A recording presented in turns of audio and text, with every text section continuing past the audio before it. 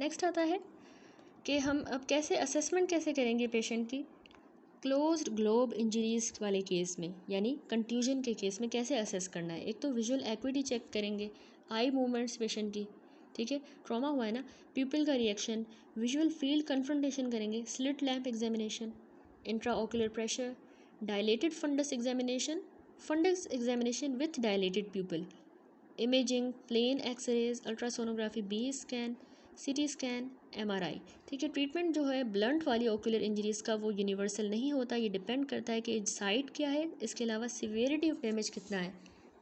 कुछ जो है ट्रीटेबल होते हैं, जैसे कैटरेक्ट अगर है, विट्रस हेमरेज हुई है तो ट्रीट किया जा सकता है। कुछ नॉन ट्रीटेबल हैं, जैसे अगर ऑप्टिक नर्व की एवर्जन हो गई है तो that's non treatable. Next topic आता है हमारा इस चैप्टर का इंट्रा ऑक्यूलर फॉरेन बॉडी। अच्छा, सबसे पहले जो इस चैप्टर में हमने पढ़ी थी वो एक्स्ट्रा ऑकुलर फॉरेन बॉडीज़ थी। अब हम ये intra ocular foreign bodies discuss करेंगे, ठीक है। ये पहले हमने सारे extra ocular, corneal foreign body, conjunctival foreign body, इसके अलावा ये सारी जो हमने डिस्कस की ये एक्स्ट्रा ऑकुलर थी। अब इंट्रा ऑकुलर फॉरेन बॉडीज़ में सबसे पहले है कि ये जो है प्रेजेंटेशन में वेरी करेगी और आउटकम में भी। प्रोग्नोसिस इसकी वेरियस फैक्टर्स पे डिपेंड करती है। इंट्रा ऑकुलर वाली फॉरेन बॉडीज़ एक पेनिट्रेटिंग या परफोरेटिंग जो ओपन ग्लोब इंजरीज हैं उनकी वजह से होती है। इंट्राओकुलर फॉरेन बॉडीज़ देखी गई हैं 17% से 40% जो पेनिट्रेटिंग वाली ओकुलर इंजरीज़ हैं उनमें, और majority of foreign bodies 58 to 88% eye ball में जो है, याद रखिएगा, पोस्टीरियर सेगमेंट से एंटर करती हैं, पीछे से। टाइप्स इसमें एक तो मेटेलिक है, फॉर एग्जांपल जैसे आयरन और स्टील जैसी फॉरेन बॉडीज़ ज़्यादातर होती हैं 90% केसेस में। कॉपर भी, लेड भी हो सकता है। ऑर्गेनिक मटेरियल में वुड, सीलिया, कैटरपिलर, सीटे ये हो सकते हैं। इनर्ट सब्सटेंसेस में gold, silver, stone, clay, coal, glass, rubber and elastic, ये सारी इंट्राओकुलर फॉरेन बॉडीज़ होती हैं। तो ये डिपेंड करता है in the I effect of the retained intraocular foreign body in the I depend upon उसकी टाइप पे, यानी इसकी कंपोजिशन क्या है उस हिसाब से इफेक्ट्स होंगे। साइज़ क्या है, उसके नंबर कितने नंबर्स हैं, कितनी है यानी फॉरेन बॉडीज़, एंट्री कहाँ से, पोजीशन क्या है उसकी, कितनी उसने डिस्ट्रक्शन करवाई है टिश्यू की, हेमरेज कितना हुआ है, इन्फेक्शन को इसने इंट्रोड्यूस करवाया है या नहीं, टाइम पीरियड कितने टाइम से वो आई में रिटेन्ड है, उस हिसाब से सारे इसके इफ़ेक्ट्स होंगे। तो लोकेशन जो होती है ना इंट्राओकुलर फॉरेन बॉडी की, फॉरेन बॉडी एंटर करती है आई के अंदर कॉर्निया से या स्क्लेरा के थ्रू, अगर वो करेगी तो वो लॉज कर जाएगी एंटीरियर सेगमेंट में। फॉरेन बॉडी लॉज करेगी एंटीरियर चैम्बर के अंदर, एंटीरियर सेगमेंट में, एंटीरियर चैम्बर, आइरिस या लेंस में लॉज करेगी। ये देखिए फिगर, तो इसमें दिखाया गया intra ocular foreign body anterior chamber में। यहाँ पे ये फॉरेन बॉडी है एंटीरियर चैम्बर में, और ये कॉर्निया का कट वूंड ऑफ एंट्री बना हुआ है, ठीक हो गया। इसके अलावा इस बी फिगर में देखिए, ये भी intraocular foreign body anterior chamber में है, यहाँ पे मौजूद है, और ये कॉर्निया में कट वूंड ऑफ एंट्री है, ठीक हो गया। इसके अलावा जो है अगर पोस्टीरियर सेगमेंट में आ जाए तो फॉरेन बॉडी जो है ना पोस्टीरियरली विट्रस या रिटाइना के अंदर हो सकती है और मैकेनिकली डैमेज करवाएगी, सिवियर किस्म का रिएक्शन करवा देगी। वो डिपेंड करता है उसकी नेचर पे, यानी फॉरेन बॉडी की नेचर पे, उस हिसाब से रिएक्शन होगा। यहाँ पे देखिए मेटेलिक फॉरेन बॉडी रिटाइना में मौजूद है, और यहाँ पे भी मेटेलिक फॉरेन बॉडी है, रिटाइनल डी पिगमेंट डी जनरेशन कर दी है around the foreign body, D pigment D generation यानी रिएक्शन करवा दिया है इसने। अब डैमेज का मैकेनिज्म है, यानी जैसे अब पेनिट्रेटिंग या परफोरेटिंग इंजरीज़ होती हैं जिनमें पीछे एक इंट्राओकुलर फॉरेन बॉडी रह गई है इस तरह की इंजरीज़ में, तो वो फॉरेन बॉडी हमारे ओकुलर स्ट्रक्चर्स को डैमेज करेगी फॉलोइंग वेज में। नंबर 1, मैकेनिकल इफेक्ट्स देती है। ओकुलर टिश्यू जो है वो डैमेज होगा, वो डैमेज डिपेंड करता है साइज़, शेप, वेलोसिटी और टाइप ऑफ फॉरेन बॉडी पे, उस हिसाब से कंजक्टाइवा में हेमरेज भी हो सकती है, कॉर्नियल स्क्लेरल वूंड बन सकता है विथ या विदाउट आइरिस प्रोलैप्स, प्यूपिल और आइरिस की डिफॉर्मिटीज़ हो सकती हैं। एंटीरियर चैम्बर हमें शैलो या फ्लैट मिलेगा, लेंस का रप्चर हो सकता है, कैटरेक्ट फॉर्मेशन या सबलक्सेशन, विट्रस हेमरेज भी हो सकती है, रिटाइनल टीयर्स, हेमरेज, रिटाइनल डिटैचमेंट। नंबर 2 होता है इंट्रोडक्शन ऑफ इन्फेक्शन। एक तो ये सारे मैकेनिज्म ऑफ डैमेज ने इसने मैकेनिकल इफ़ेक्ट्स दिए, नंबर 2 है कि ये मैकेनिकल इफेक्ट्स के अलावा इन्फेक्शन को लेके आ रही है, तो इंट्राओकुलर इन्फेक्शन हो जाता है इंट्राओकुलर रिटेन फॉरेन बॉडी की वजह से, ग्रेटर डेंजर होता है आई बॉल को। नॉन मेटेलिक वाली जो फॉरेन बॉडीज़ हैं उनमें इन्फेक्शन जो है कैरी होता है अलॉन्ग विथ इट, और ये एंडोफ्थेल्माइटिस भी करवा सकता है, ठीक है, non metallic foreign bodies. Number 3 है फॉरेन बॉडी का रिएक्शन, अब रिएक्शन हमारी आई के अंदर इस रिटेन फॉरेन बॉडी के अगेंस्ट वेरी करेगा, डिपेंड करता है उसकी केमिकल कंपोजिशन पे भी बॉडी की, और स्टेरिलिटी एंड लोकेशन पे। कोई भी रिएक्शन नहीं होगा अगर वो फॉरेन बॉडी इनर्ट है, स्टेराइल साफ सुथरी सी फॉरेन बॉडी है, जैसे glass, plastic, gold, silver, platinum, ये अच्छी तरह से टॉलरेट हो जाते हैं। लोकली इरिटेटिव भी रिएक्शन करवा सकती है, जो बस इरिटेशन करवाएगी, जैसे लेड हो गया, एल्यूमिनियम, ये मिनिमल इन्फ्लामेशन करवाते हैं और ये इनकैप्सुलेटेड हो जाएंगे, ठीक है, इनके अराउंड कैप्सूल आ जाएगा। नंबर 3 सुपरेशन रिएक्शन भी होता है, जिसमें पस फॉर्मेशन होती है, ये प्योर कॉपर में होता है, जिंक, निकल स्पेशली ये टॉक्सिक होते हैं और ये सीवियर किस्म के इन्फ्लामेशन करवाएंगे, अक्यूट। नंबर 4 स्पेसिफिक रिएक्शंस जो हैं वो भी आयरन से प्रोड्यूस होते हैं, जिसमें सिडरोसिस बल्बाई है, और इसके अलावा कॉपर एलॉय से चैल्कोसिस प्रोड्यूस होगा, ये स्पेसिफिक रिएक्शंस हैं। तो इसको डिटेल में देखते हैं। सिडरोसिस बल्बाई क्या होता है, जो आयरन से प्रोड्यूस हो रहा है, ये अगर इंट्राओक्यूलर फॉरेन बॉडी रिटेन है, वो भी आयरन की फॉरेन बॉडी, उसका स्पेसिफिक रिएक्शन होता है सिडरोसिस बल्बाई। ज़्यादातर 2 महीनों के बाद होता है, 2 महीनों से लेकर 2 सालों तक इंजरी के, ठीक है, उसके बाद होगा। और इसमें क्या होता है, जो फीरस इंट्राओक्यूलर फॉरेन बॉडी है उसकी डिसोसिएशन हो जाती है, साथ में वहाँ पे आयरन की डिपोजिशन हो जाएगी हमारे इंट्राओक्यूलर एपिथेलियल स्ट्रक्चर्स के अंदर, नोटेबली लेंस के एपिथेलियम में, आयरिस सीलियरी बॉडी के एपिथेलियम में, सेंसरी रेटाइना के अंदर रेटाइनल पिगमेंट एपिथेलियम में ये डिपॉजिट होगा आयरन। तो ये टॉक्सिक इफेक्ट्स दे रहा होगा सेलुलर इंजाइम सिस्टम के ऊपर, उनके ऊपर टॉक्सिक इफेक्ट्स, और साथ में जो है आगे जाके सेल डेथ हो जाएगी, ठीक हो गया। तो ये रिएक्शन है सिडरोसिस बल्बाई। इसमें फिर क्लिनिकल साइंस होते हैं, एक तो लेंस एंटीरियर सब कैप्सुलर कैटरेक्ट हो जाता है। क्यों हो रहा है, क्योंकि हमने कहा कि यहाँ पे एपिथेलियम भी इन्वॉल्व होती है और कैप्सूल भी जो है लेंस का इन्वॉल्व होता है, तो लेंस एंटीरियर सब कैप्सुलर वाला कैटरेक्ट होगा। आयरिस हेट्रोक्रोमिया आयरिडिस, यानी आयरिस हमें रेडिश ब्राउन कलर का नजर आएगा सिडरोसिस बल्बाई में। प्यूपिलरी माइड्रियासिस होगी, क्यों हो रही है, क्योंकि जो स्फिंक्टर प्यूपिला मसल है वो इन्वॉल्व हो रहा है, तो प्यूपिलरी माइड्रियासिस होगी, ठीक है। और एंगल सेकेंडरी ग्लोकोमा क्यों हो रहा है, क्योंकि ट्रेबिकुलर मेशवर्क भी इन्वॉल्व हो रहा है। रेटाइना पिगमेंट्री डीजेनरेशन होगी, क्योंकि रेटाइनल पिगमेंट एपिथेलियम इन्वॉल्व हो रही है। ERG एम्पलीट्यूड इलेक्ट्रो रेटाइनोग्राफ एम्पलीट्यूड्स कम हो जाएंगे, रिड्यूस होंगे, क्योंकि सेंसरी रेटाइनल इन्वॉल्वमेंट हो रही है। ब्लाइंडनेस क्यों होगी, क्योंकि फॉरेन बॉडी जो है वो अगर रिमूव ना की गई तो ब्लाइंडनेस हो सकती है। दूसरा हमने सिंड्रोम का चेलकोसिस। चेलकोसिस क्या होता है, ये एक स्पेसिफिक किस्म का रिएक्शन होता है रिटेन्ड इंट्राओक्यूलर लेकिन कॉपर एलॉय फॉरेन बॉडी का, ठीक है। इसमें अब क्या होगा, कॉपर के जो आइंस होते हैं फ्रॉम द एलॉय वो डिसोसिएट होंगे इलेक्ट्रॉनिकली और फिर डिपॉजिट हो जाएंगे मेम्ब्रेनस स्ट्रक्चर्स के अंदर। वो एपिथेलियल था, ये ज़्यादातर मेम्ब्रेनस में। तो इसमें हमें कुछ साइंस मिलते हैं। कॉर्निया में याद रखिएगा बहुत इंपॉर्टेंट, कैसर फ्लैशर रिंग मिलती है, जो गोल्डन ब्राउन तरह की रिंग होगी डेसिमेंट मेम्ब्रेन ऑफ द कॉर्निया में, ठीक है। कॉर्निया क्लियर है ना, डेसिमेंट मेम्ब्रेन, उसमें ये रिंग बनेगी, कैसर फ्लैशर रिंग। लेंस में हमें सनफ्लावर कैटरेक्ट बहुत इंपॉर्टेंट है, क्यों, क्योंकि वहाँ पे कॉपर की डिपोजिशन हो गई है under the posterior capsule of lens. Lens का जो पीछे वाला पोस्टीरियर कैप्सूल है उसके नीचे कॉपर डेवलप एक्यूमुलेट हुआ है, डिपॉजिट हुआ है, तो सनफ्लावर कैटरेक्ट होगा। रेटाइना पे हमें गोल्डन प्लैक्स नजर आएंगे in the posterior pole of the retina. अब कैसे हमने इंट्राओक्यूलर फॉरेन बॉडीज़ को मैनेज करना है, जो सारा टॉपिक हमने डिटेल में पढ़ा पीछे, तो उसमें सबसे पहले हिस्ट्री ली जाती है। हिस्ट्री बहुत इंपॉर्टेंट होती है ताकि हमें फॉरेन बॉडी की नेचर पता चले। फिर हम एग्जामिनेशन करते हैं। ऑफ्थेल्मिक एग्जामिनेशन में हम विजुअल एक्विटी चेक करते हैं, एंट्री की और उस फॉरेन बॉडी के एग्जिट की साइड देखेंगे, एंटीरियर सेगमेंट को उसने कितना डैमेज किया है, फंडस की एग्जामिनेशन करेंगे अगर पॉसिबल। फिर हमने लोकलाइज करना होता है। इंट्राओक्यूलर फॉरेन बॉडी की localization prime aspect of management है, डायरेक्ट विजुअलाइजेशन के थ्रू या इनडायरेक्ट। डायरेक्ट में हम slit lamp examination, gonioscopy, direct ophthalmoscope, indirect ophthalmoscope के थ्रू उसको डायरेक्टली विजुअलाइज करके और लोकलाइज करेंगे। इनडायरेक्ट मेथड ऑफ विजुअलाइजेशन में plain x-ray orbit, plain x-ray with limbal ring, rarely ये अब यूज़ किया जाता है। Ultrasonography A and B scan, CT scan से हमें इन्फॉर्मेशन उसके साइज़ से रिलेटेड मिलेगी, शेप और location of the foreign body, ठीक है। तो CT स्कैन भी हम कर सकते हैं, indirect method of visualisation. Treatment होता है कि हमने टेटनस की जो कवरेज है उसको चेक करना होगा, क्योंकि फॉरेन बॉडी ट्रॉमा हुआ है तो टेटनस का इन्फेक्शन हो सकता है, ठीक है। दूसरा हमने प्रोफाइलेक्टिक ब्रॉड स्पेक्ट्रम एंटीबायोटिक लाजमी जो है प्रोफाइलेक्टिकली स्टार्ट करवाने होते हैं। सर्जरी भी की जाती है, और फॉरेन बॉडी अगर एंटीरियर सेगमेंट में है तो उसको हम रिमूव करेंगे थ्रू द लिम्बल अप्रोच, ठीक है, लिम्बल अप्रोच के थ्रू उसको हम रीच करेंगे। और अगर ये फॉरेन बॉडी पोस्टीरियर सेगमेंट में है तो हम उसको एक्सटर्नल इंटरनल अप्रोच के थ्रू, एक्सटर्नल अप्रोच में हम मैग्नेट को यूज़ करते हैं मेटेलिक फॉरेन बॉडी के लिए, इंटरनल अप्रोच में हम पार्स प्लाना विट्रेक्टोमी करते हैं फोर्सेप्स की मदद से, उसका भी यूज़ करते हैं साथ में, ठीक हो गया।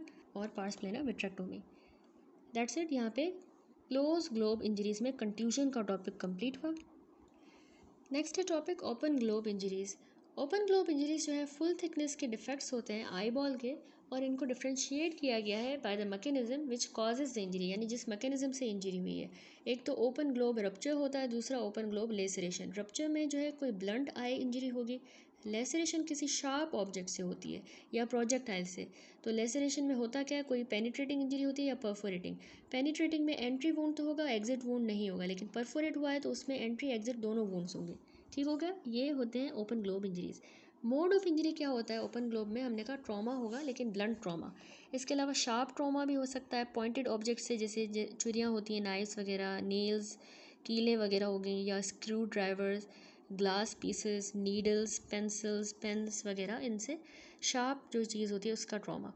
ट्रॉमा किसी फॉरेन बॉडी से जो ट्रैवल करे at a very high speed, जैसे बुलेट इंजरीज हो गई, या आयरन फॉरेन बॉडीज़ जो लेथे वर्कर्स होते हैं, उन जो आयरन का काम करते हैं, उनमें अगर बहुत ज़्यादा हाई स्पीड के साथ जो है फॉरेन बॉडी ट्रैवल करे तो उससे भी ट्रॉमा हो सकता है, ठीक है। ब्लंट, शार्प या पॉइंटेड, या trauma bye travelling at high speed, ये मोड ऑफ इंजरी हो गया। अब इफेक्ट क्या होते हैं पेनिट्रेटिंग वाली इंजरी के। पेनिट्रेटिंग हमने कहा जिसमें एंट्री होगा, एग्जिट वूंड नहीं होगा। तो ये करवाएगा क्या, ओकुलर स्ट्रक्चर्स डैमेज होते हैं फॉलोइंग मोड के थ्रू। एक तो मैकेनिकली ट्रॉमा का इफेक्ट होगा, इन्फेक्शन भी आ गया है, इंट्रोड्यूस हुआ है। पोस्ट ट्रॉमेटिक आयरोडोसाइक्लाइटिस भी हमने पढ़ी है, और सिंपैथेटिक ऑफ्थेल्माइटिस भी हो सकता है। क्लिनिकल फीचर्स क्या होंगे कि पेशेंट को सिम्टम्स होते हैं इसमें। ये फिगर देखिए, इसमें दिखाया गया कॉर्नियल पेनिट्रेटिंग इंजरी हो गई है, जिसमें इसका आयरिस जो है एक्सपोज हो गया और ये कॉर्नियल कट लगा है, ठीक है। यहाँ बी फिगर है जिसमें कॉर्नियो स्क्लेरल पेनिट्रेटिंग इंजरी हो गई है, जिसमें आयरिस प्रोलैप्स कर गया, ये प्रोलैप्स्ड आयरिस है। यहाँ पे ये कॉर्नियो स्क्लेरल कट है, और ये हाइफीमिया हो गई है, यानी एंटीरियर चैम्बर में ब्लड एक्यूमुलेट हो गया है। देन ये भी इमेज है जिसमें पेनिट्रेटिंग इंजरी हुई है हाइफीमिया के साथ, ठीक है। ये देखिए हाइफीमिया, एंटीरियर चैम्बर में ब्लड है, कंजक्टाइवा में हेमरेज हुई है, जबकि वूंड ऑफ एंट्री हमें यहाँ पे पेनिट्रेटिंग इंजरी का मिल रहा है, ठीक हो गया।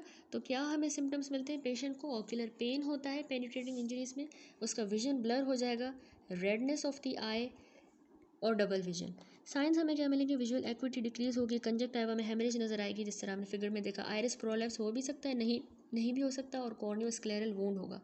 प्यूपिल और आयरिस की भी डिफॉर्मिटीज़ हो सकती हैं, ठीक हो गया। देन आता है हमारे पास अगला जो है, इसमें साइन जो हमें मिलेगा वो है शैलो या फ्लैट एंटीरियर चैम्बर हो जाएगा। लेंस का डैमेज हो सकता है, कैटरेक्ट फॉर्मेशन या सबलक्सेशन भी हो सकती है लेंस की। विट्रस में भी हेमरेज हो सकता है, रिटाइना की टीयर्स, रिटाइनल हेमरेज या रिटाइनल डिटैचमेंट। यहाँ पे भी इन्वेस्टिगेशन वैसी ही है जिस तरह हम इंट्रा ओकुलर फॉरेन बॉडीज़ में कर रहे थे। ट्रीटमेंट क्या है, इसमें आता है कि हमने सिस्टेमिक एंटीबायोटिक्स देने हैं, नॉन वायबल जो टिश्यू है उसको रिमूव कर देना है, और जो वूंड बना है उसको क्लोज करना है, उसको रिपेयर करना है, ठीक है। That's it. नेक्स्ट टॉपिक है हाइफीमा हमने कहा एंटीरियर चैम्बर में जो है आई के ब्लड एक्यूमुलेट कर जाए, कलेक्ट कर जाए, उसको हाइफीमा कहते हैं। तो सोर्स ऑफ ब्लीडिंग हमने कहा था इसमें आयरिस से भी हो सकती है या सीलरी बॉडी से। टिपिकली जो ब्लड है ना वो नीचे की तरफ इन्फीरियरली सेटल कर जाता है with resultant fluid, except when hyphema is total, ठीक है। अगर टोटल है तो इस तरह नहीं होगी सेटलिंग, लेकिन अगर थोड़ी बहुत हाइफीमिया तो नीचे की तरफ देखिए सेटल कर गया है फ्लूइड, ठीक हो गया। नीचे जो ब्लड सेटल कर गया और साथ में फ्लूइड भी नज़र आ रहा है। अब कॉजेज़ क्या होते हैं हाइफीमिया के, एक तो ट्रॉमा की वजह से, ट्रॉमा बहुत ही कॉमन कॉज है, एंटीरियर चैम्बर में ब्लड आ जाएगा, हाइफीमिया हो जाएगी। ओकुलर सर्जरी में ट्रेबेकुलेक्टोमी की वजह से, और आयरिस मैनिपुलेशन प्रोसीजर्स में हाइफीमिया होता है। स्ट्रेनस कंडीशन जो होती है ना, जैसे वूपिंग कफ है, किसी को एस्थमा, तो उसमें भी हाइफीमिया हो जाता है, स्ट्रेनस कंडीशन है। और स्पॉन्टेनियस हाइफीमिया भी होता है, जैसे कोई नियोवास्कुलराइजेशन है, अगर आयरिस की वहाँ पे वेसल्स की ग्रोथ हो गई है, या सीलरी बॉडी की, या एंगल के अंदर नियोवास्कुलराइजेशन हुई है, जैसे डायबिटीज़ मिलाइटिस में होती है सेंट्रल रेटाइनल वेन के ओक्लूजन में, या ब्रांच रेटाइनल वेन ओक्लूजन में, ठीक है, नियोवास्कुलराइजेशन होती है।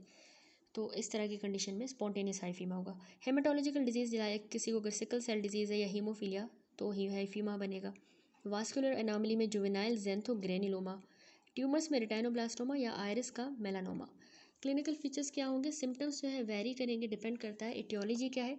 टिपिकली पेशेंट कंप्लेन करेगा कि उसका ब्लरिंग ऑफ विजन है उस ब्लड की वजह से, पेन भी रहेगा उसको, हेडेक, फोटोफोबिया, क्योंकि उसमें ये क्यों फीचर्स हो रहे हैं, क्योंकि इंट्रा ऑक्यूलर प्रेशर बढ़ गया है, तभी पेन, हेडेक एंड फोटोफोबिया हो रहा है। ठीक है, हाइफीमिया की वजह से मेशवर्क वगैरह ब्लॉक हो सकता है, इंट्रा ऑक्यूलर प्रेशर बढ़ सकता है।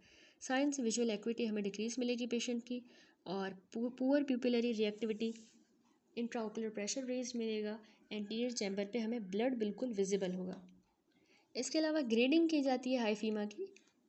अच्छा, उससे पहले ये फिगर देखिए, यहाँ पे दिखाया गया है ब्लंट इंजरी हुई है आई को, जिसकी वजह से ये एंटीरियर चैम्बर में ब्लड एक्यूमुलेट हो गया, हाइफीमा हो गई है।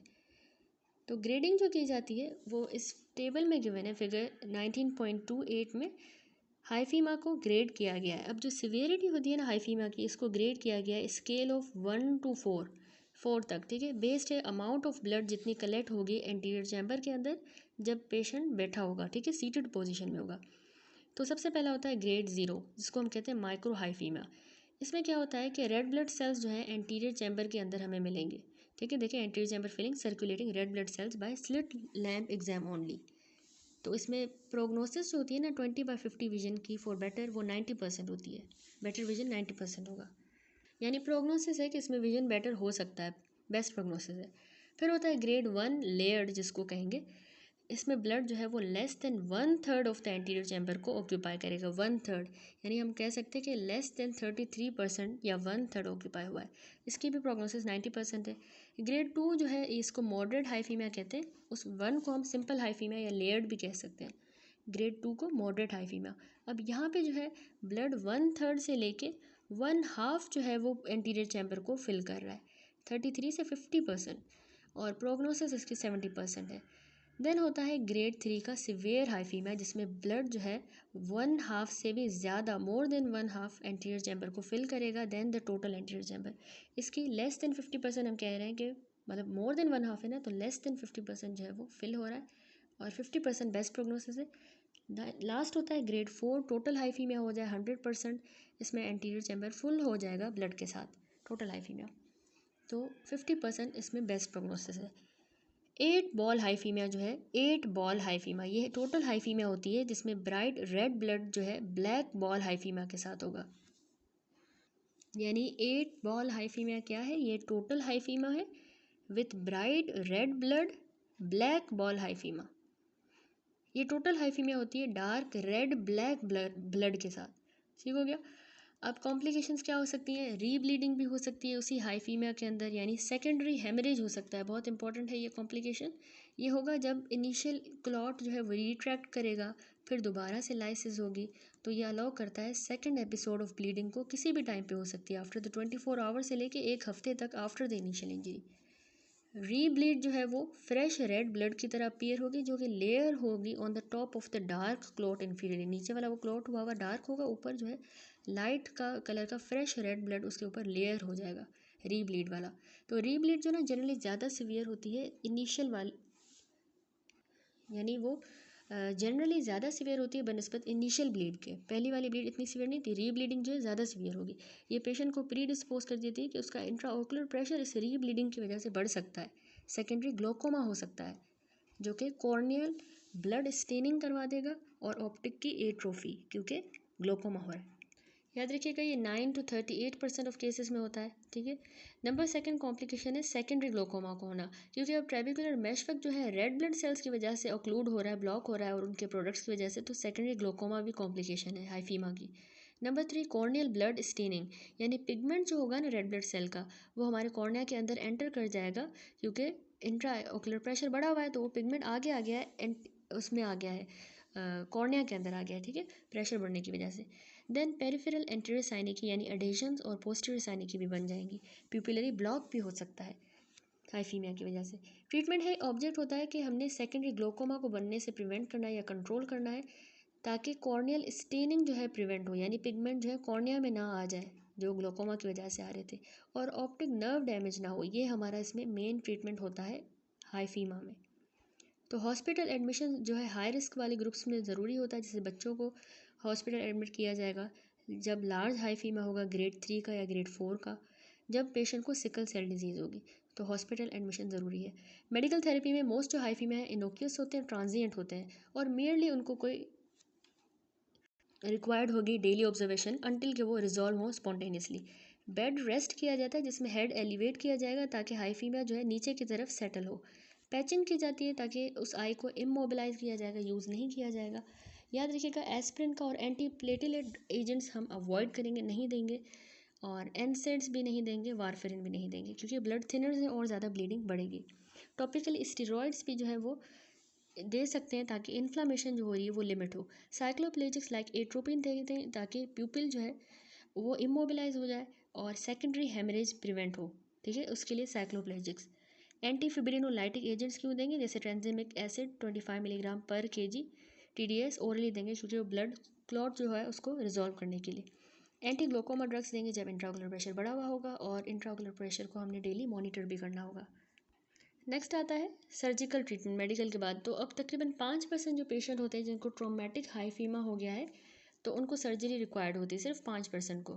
इंडिकेशन क्या है, सर्जरी क्यों की जा रही है, जब अनकंट्रोल्ड इंट्राओकुलर प्रेशर हो, यानी इंट्राओकुलर प्रेशर इक्वल हो या उससे भी 50 मिलीमीटर मर्क्यूरी से ज़्यादा हो जाए, 5 दिनों से ज़्यादा इतना रहे या से ज़्यादा, तो उसके लिए सर्जरी ज़रूरी होती है।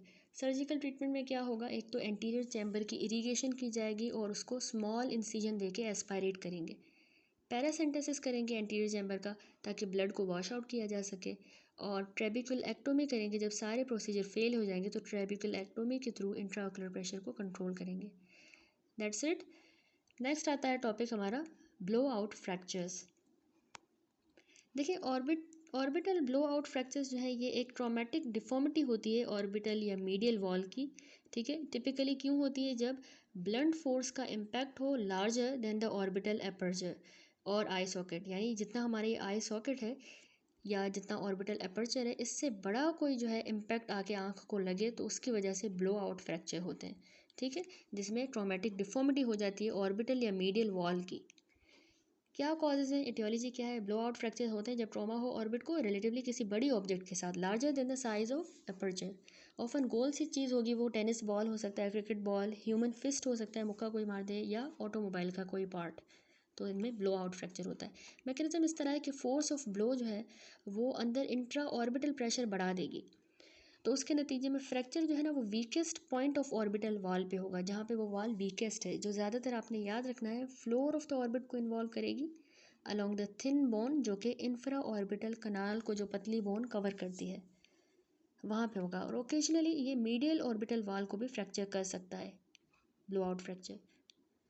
क्लिनिकल फीचर्स में पेशेंट को ऑर्बिटल पेन रहेगा, जाहिर सी बात है। पेरी ऑर्बिटल यहाँ पे देखें ब्रूजिंग यानी इकाइमोसिस हो सकती है, इडीमा होगा, सब कंजक्टाइवल हेमरेज भी हो सकता है। ठीक है, यहाँ पे फिगर में दिखाया गया है राइट आई में ब्लो आउट फ्रैक्चर हो गया। इम्फाइसीमा भी हो सकती है ऑर्बिट की और आईलिड्स की, क्यों हुई है, क्योंकि उसमें मीडियल वाल फ्रैक्चर हुई है तो एयर जो है वो एस्केप कर जाएगी सब कुटेनियस टिश्यूज़ के अंदर, उनके अंदर चली जाएगी तो इम्फाइसीमा हो जाएगी। जब हम पालपेट करेंगे तो हमें क्रैकिंग सेंसेशन महसूस होगी क्योंकि सबकुटेनियस टिश्यू में एयर आ गई है। इसके अलावा आपने याद रखना है हाइपोस्थेसिया यानी सेंसेशन पेशेंट की लॉस हो जाएगी, जहाँ पे उसकी इंफ्रा ऑर्बिटल नर्व डिस्ट्रीब्यूट होती है वहाँ पे सेंसेशन नहीं होगी क्योंकि उसकी इंफ्रा ऑर्बिटल नर्व डैमेज हो रही है और इंफ्रा ऑर्बिटल कनाल भी हो रहा है डैमेज। आई की मूवमेंट लिमिट होंगी, एन ऑफ थैलमोस हो जाएगा ग्लोब का। इस तरह की फाइंडिंग्स जो है लार्ज फ्रैक्चर्स में ज़्यादातर हमें मिलती हैं, एन ऑफ थैलमोस वगैरह, जहाँ पे ऑर्बिटल सॉफ्ट टिश्यू जो होते हैं ना वो प्रोलैप्स करेंगे। सॉफ्ट टिश्यूज़ अगर प्रोलैप्स करेंगे मैक्सिलरी साइनस के अंदर नीचे तो एन ऑफ थैलमोस हो जाएगा, छोटी सी आइज़ हो जाएंगी। ठीक है, और इनिशियली ये मास्क हो जाता है क्योंकि ऑर्बिटल एडिमा बहुत ज़्यादा होता है, हेमरेज भी होता है, तो हमें एन ऑफ थैलमोस यानी छोटी सी आई नज़र नहीं आएगी क्योंकि हमें लगेगा ये एडिमा है इसीलिए आई छोटी है। लेकिन फिर जो है ये 1 से 2 हफ्तों के बाद विजिबल होगा, जब हेमरेज और एडिमा रिजॉल्व हो जाएंगे उसके बाद हमें एन ऑफ थैलमोस मिलेगा। देन है डिप्लोपिया। तो टिपिकली इसमें डिप्लोपिया भी होता है दोनों अप और डाउन गेज में, वर्टिकल डिप्लोपिया डबल डिप्लोपिया दोनों होते हैं। क्यों हो रहे हैं, क्योंकि हेमरेज और एडिमा हो गई है ऑर्बिट के अंदर। इसके अलावा जो इन्फीरियर रेक्टस है ना वो मैकेनिकली इनट्रैप हो गया है। इन्फीरियर ऑब्लिक मसल या उसके साथ जो कनेक्टिव टिश्यू है वो भी फ्रैक्चर के अंदर इनट्रैप हो गया है, जिस वजह से इसमें डिप्लोपिया होगा। देन प्रोप्टोसिस भी होती है, इनिशियली वेरिएबल डिग्री की प्रोप्टोसिस हो सकती है ऑर्बिटल एडिमा की वजह से, और हेमरेज की वजह से proptosis outward displacement of the eye due to oedema and haemorrhage. Forced duction test इसको हम कहते हैं ट्रैक्शन टेस्ट। ये हमें restriction of the passive movement of eye show करेगा। ठीक है, आइज़ की पैसिव मूवमेंट इसमें नहीं होगी ट्रैक्शन टेस्ट में। तो अब ब्लो आउट फ्रैक्चर्स में इन्वेस्टिगेशंस क्या कैरी आउट करनी होती है। सबसे पहले प्लेन एक्सरेज बहुत ही यूजफुल प्रोजेक्शन होती है for detecting N orbital floor fracture is a knows chin waters view. देखिए नोज चिन वाटर व्यू जो होता है उसके थ्रू यहाँ पे देखिए फिगर में दिखाया गया है प्लेन एक्सरे जिसमें हमें ब्लो आउट फ्रैक्चर दिखाई दे रहा है। यहाँ पे फ्रैक्चर्ड ऑर्बिटल फ्लोर है, देखिए फ्लोर है, ये ऑर्बिट है, इसका फ्लोर फ्रैक्चर हो गया, ये नॉर्मल ऑर्बिट है। तो ये प्लेन एक्सरेज में हमें ये नोज चिन वाटर्स व्यू के थ्रू अच्छी तरह से डिटेक्ट होगा। सीटी स्कैन करेंगे तो उसमें हमें टीयर ड्रॉप साइन बहुत इंपॉर्टेंट है, ये हमें मिलता है पार्टिकुलरली, ये यूज़फुल रहता है in evaluating the extent of fracture. यहाँ पे देखें, ये हमने डिंगरा बुक में भी पैरानेजल साइनसेस वाले यूनिट में पढ़ा था, टीयर ड्रॉप साइन हमें मिलता है सीटी स्कैन में जब ऑर्बिटल फ्लोर फ्रैक्चर होगा। इसके अलावा हेस चार्ट टेस्टिंग ये भी यूज़फुल रहती है ताकि जो है हम रिस्ट्रिक्शन ऑफ ओक्यूलर मूवमेंट्स को रिकॉर्ड कर सकें। हेस चार्ट टेस्टिंग इसकी मदद से, और डिप्लोपिया के साथ जो इम्प्रूवमेंट हो रही है, जब हमने ट्रीटमेंट दिया तो उसके साथ जो इम्प्रूवमेंट होगी डिप्लोपिया में वो भी हम इसी चार्ट के थ्रू मॉनिटर करेंगे। हेस चार्ट टेस्टिंग। ट्रीटमेंट क्या होता है कि हमने मेडिकली ट्रीट करना है, ऑब्जर्व करना है। इनिशियल ट्रीटमेंट है कि हमने ऑब्जर्व करना है फॉलोइंग ट्रीटमेंट को, यानी फॉलोइंग ट्रीटमेंट के साथ ऑब्जर्व करेंगे। सबसे पहले नंबर 1 है nose blowing should be avoided, यानी नीचे नोज़ की तरफ जो है ब्लोइंग नहीं करनी। यानी जैसे ही पेशेंट अगर नोज़ ब्लोइंग करेगा ना, नीचे की तरफ देखेगा, तो उससे जो उसका इन्फेक्टेड साइनस के कंटेंट है वो ऑर्बिट की तरफ आ जाएंगे ऊपर, और उससे एम्फाइसीमा बढ़ जाएगी और इवन सॉफ्ट टिश्यू की हर्निएशन भी हो सकती है। ठीक है, कि वो साइनस के जो इन्फेक्टेड कंटेंट है वो ऊपर आ जाएंगे क्योंकि ऑर्बिट का फ्रैक्चर हुआ है, तो ऊपर आ जाएंगे ऑर्बिट के अंदर, और emphysema and soft tissue herniation हो सकती है। नंबर 2, हम सिस्टेमिक एंटीबायोटिक जो है हमने देने होते हैं ताकि सेकेंडरी इन्फेक्शन मैक्सिलरी साइनस के अंदर ना हो, प्रिवेंट किया जा सके। पेन को कम करने के लिए और स्वेलिंग के लिए भी हम एनाल्जेसिक एंटी इन्फ्लामेटरी ड्रग्स देंगे। स्टेरॉइड्स जो है सिस्टेमिकली देते हैं। सिवियर अगर ऑर्बिटल इडीमा हो गई है जो ऑप्टिक नर्व को भी सराउंड कर रही है तो हमने सिस्टेमिक स्टेरॉइड देंगे।